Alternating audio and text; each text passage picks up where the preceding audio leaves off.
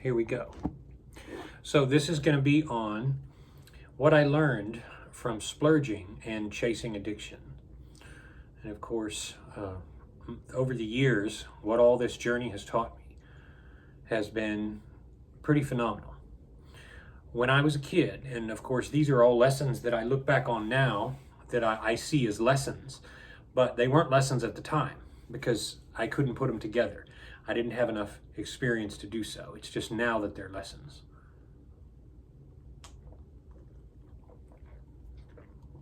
Sparkling water with a little bit of flavoring. Every Halloween, I would get together for parties, and my cousin's parents and my parents and my friends' parents would let us get together and on the weekends and party. Now by party, this involved candy corn and all sorts of good stuff that kids consider a hardcore party. We would get plastic toy knives and axes and medieval themed stuff, and we would pretend that we were killing each other and doing other really cool things that kids do. Kids get the life. They get to build forts, they get to tear up the couch and take all the cushions off and build cool stuff. They get to do all this sort of stuff. But what they don't know is how you look back on all of those innocent memories and you find that there are lessons in them. So we would get together every Halloween, my friends and cousins and I, and we would invariably eat and fill up on stuff that we liked. But of course, we realized halfway through that we were depressed. We were depressed again because the good time was gone. Whereas Thursday would roll around, we'd start getting excited. We'd say we have a big party on Friday and we're going to stay through the weekend and we're going to stay at our friends' houses, or our friends is going to stay at our houses. But then Sunday would come around and we were faced with the fact that we were pretty much done. And even if we had a couple of hours left of partying, our parents were coming to pick us up and we were going to have to go back to school again until the school break. So we were met with the fact that every time you chased a good time, you were faced with the prospect that you're not going to have a not good time. Now fast forward to Thanksgiving, which was only a month away, and we would again get excited because those first Monday, Tuesday, and Wednesday of the week before the Thanksgiving break was again prior to a party. And of course, what were we going to have when we got let out for Thanksgiving? We were going to be driven to our grandmother's houses, and we would spend one day eating with my mother's mother, and the other eating with my father's grandparents, or my father's parents. And of course, we would spend the rest of the last until we had to go back to school, playing in the yard and playing on the fields up where my grandfather lived. Same problem. We would have our fun, we would enjoy ourselves, we would eat until we were stuffed, and then we would have to go back to school. So we're depressed again, bummed out about the whole experience. What happens? We do the same thing at Christmas. And of course, this time it wasn't turkey and dressing, it was tamales and smoked turkey and ham, which is good by nearly anyone's standard. Fast forward many years, and you get to a point in life where you start to realize you're out on your own, and you go on drinking binges with your friends. You go on parties that last a long time. You go out to your cousin's ranch, and you think about all those good times I just described. But then you go ahead to make your own good times, and it usually involves ladies your mother would not approve of and a whole bunch of fish and chicken fried up.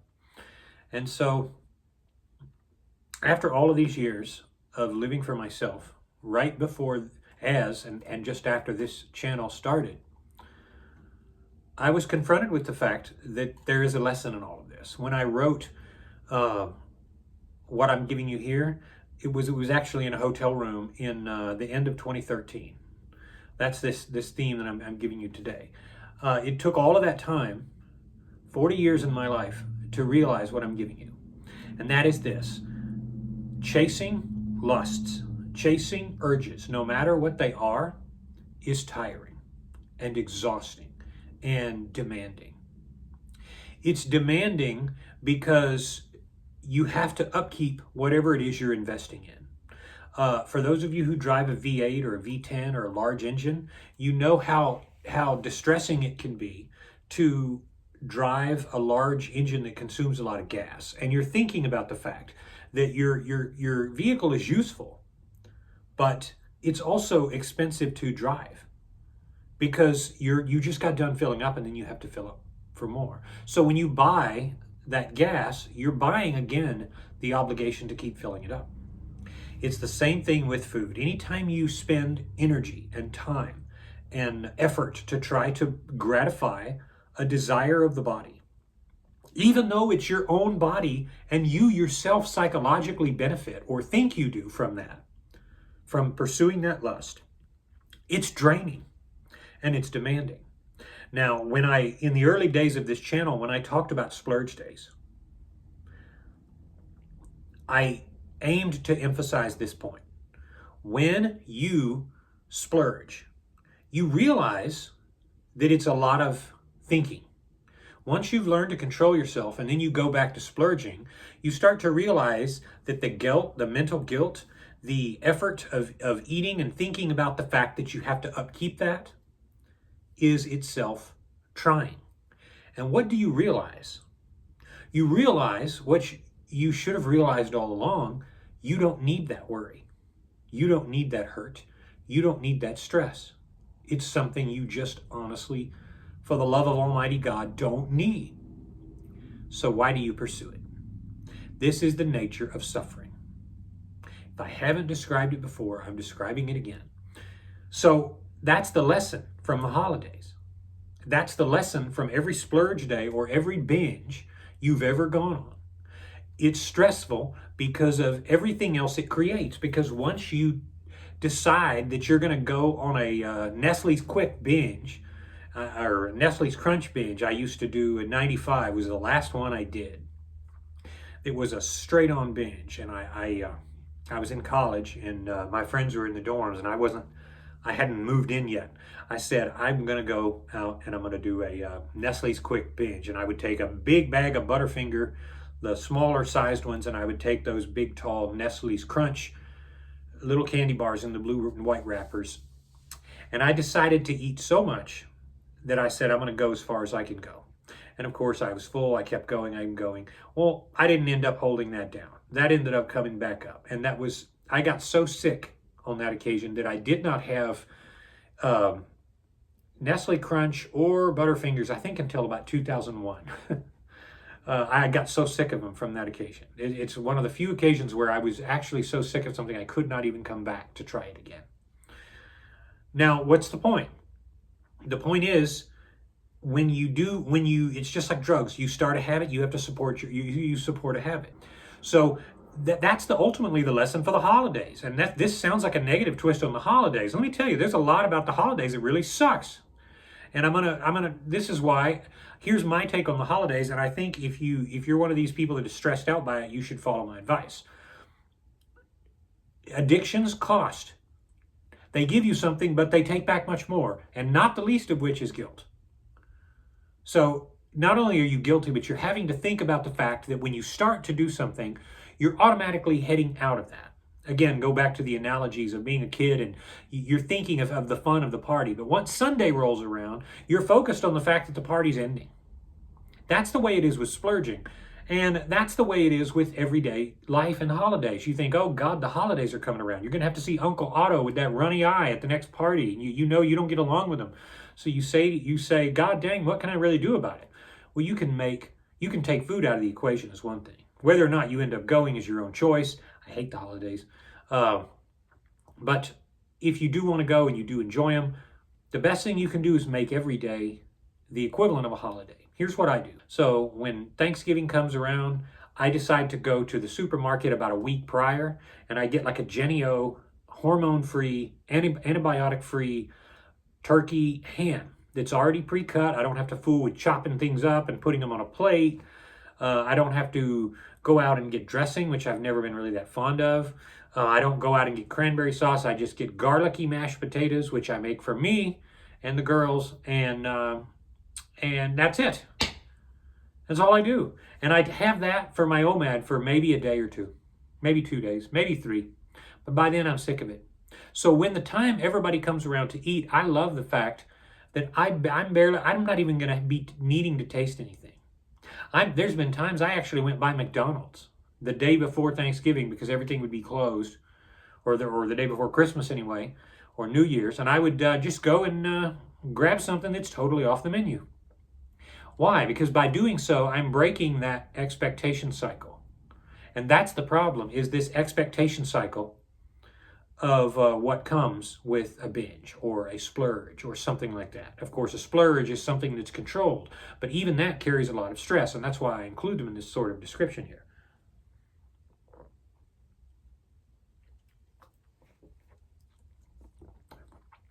The same thing for me for Christmas.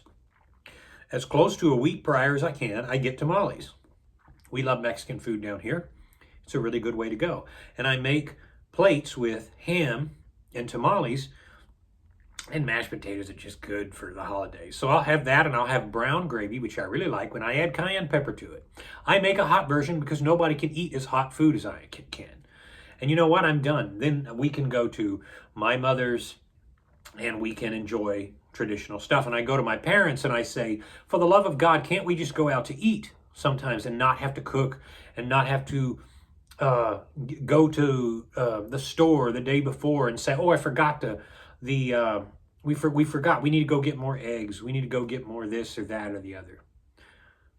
But of course I watch my parents, and they like that stress, the stress of preparing for the holidays. Well, that's part of the addiction, because when you rev up to get ready to pleasure yourself in whatever way, there's a motivation that comes with it. And that's why when people want to jump off the OMAD wagon and they want to start going back to chocolate binging or carb binging or cycling or something, what they do is they get excited.